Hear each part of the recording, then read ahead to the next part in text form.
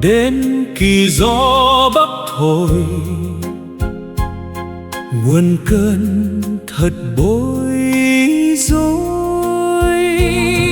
Một miếng cũng chẳng còn, ruồi bỏ không một con, vác miệng chịu khúm-núm sang chị Kiến hàng xóm. Xin cùng chị cho vay dăm ba hạt quá ngày, từ nay sang tháng hạ em lại xin đem trả.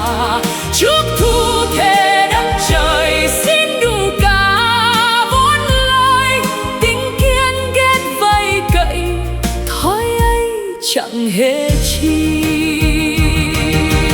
Nắng sao chú làm gì, Kiến hỏi về như vậy, về rằng luôn đêm ngày tôi hát thiệt xì bát. Kiến rằng xưa chú hát nay thử múa coi đây.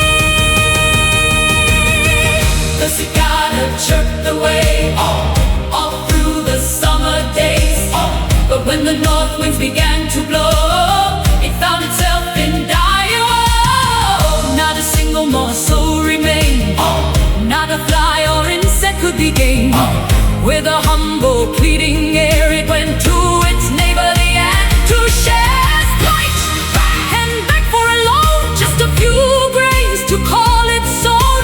From now until the summer returns I promise to repay what I owe. Before autumn comes I swear by earth and sky I will pay back the principal and interest in full. The ant by nature loathed lending, such habits it felt were never ending.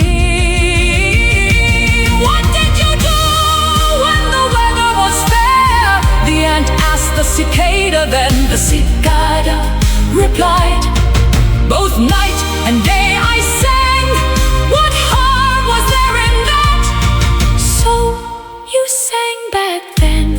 Well now, try dancing instead.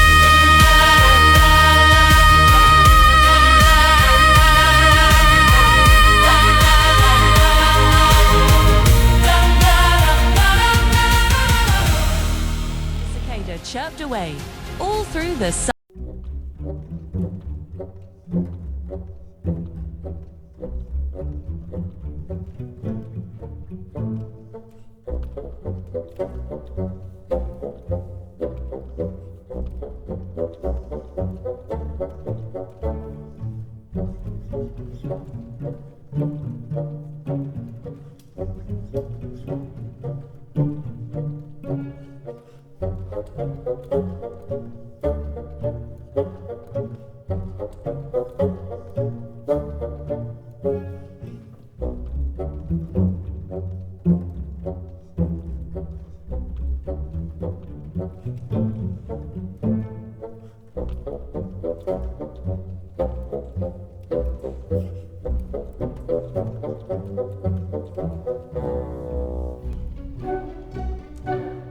What harm was there in that?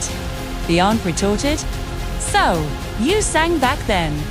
Well, now try dancing instead.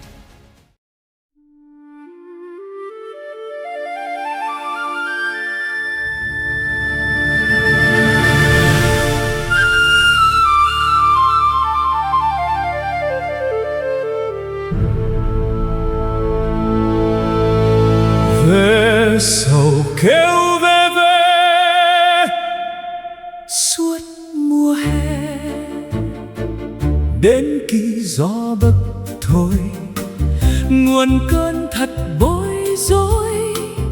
Một miếng cũng chẳng còn, ruồi bỏ không một con, vác miệng chịu khúm-núm sang chị Kiến hàng xóm. Xin cùng chị cho vay dăm ba hạt qua ngày, từ nay sang tháng hạ em lại xin đem trả. Trước thu thề đất trời xin đủ cả vốn lời,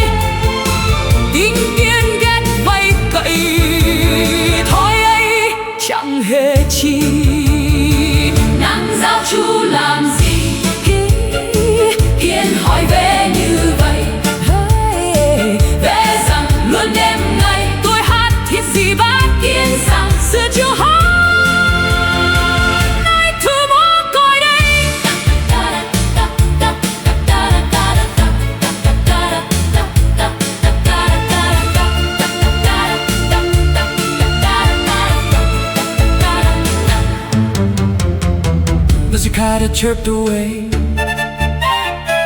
all through the summer days.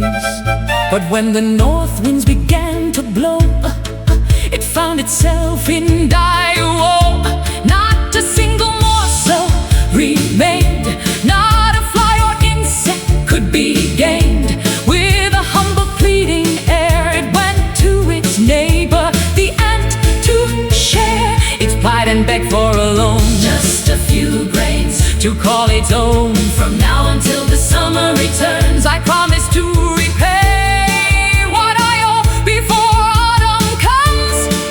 I swear by earth and sky I will pay back the principal and interest in full. The ant, by nature loath lending, such habits it felt were never ending. What did you do when the weather was fair? The ant asked the cicada, then the cicada replied, both night and day I sang. What harm was there in that? So you sang back then? Then Well now, try